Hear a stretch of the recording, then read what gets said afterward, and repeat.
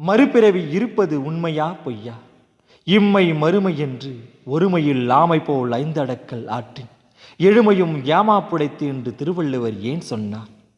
வாய்மை என்ற அதிகாரத்தில் எல்லா விளக்கும் விளக்கல்ல, சான்றோருக்கு பொய்யா விளக்கே விளக்கு என்று சொன்ன திருவள்ளுவரா பொய்யுரைக்கின்றார்? உறங்குவது போலும் சாக்காடு, உறங்கி விழிப்பது போலும் பிறப்பு என்று அன்று திருவள்ளுவர் சொன்னது பொய்யா மையா? சற்று ஆழமாக சிந்தித்து பாருங்கள். முடிவில்லாது இரவு பகலை கொண்டு சூண்டு வரும் காலப்பயணத்தில் நாம் உறங்குவதும் விழிப்பதுமாக, விழித்து உறங்குவதுமாக உருமாறிக்கொண்டே பயணிப்பது யாருக்கும் தெரியவில்லையா?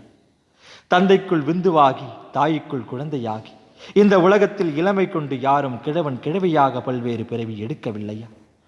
ஒரு மரத்தின் கிளைகளை 100 துண்டாக வெட்டி 100 இடத்தில் நட்டான். வெட்டிய தடம் தெரியாது 100 துண்டும் 100 மரமாகி பூ பூத்து காய் காய்த்தான். அது அந்த மரத்திற்கு மறுபிறவி இல்லையா? சற்று சிந்தித்து பாருங்கள்.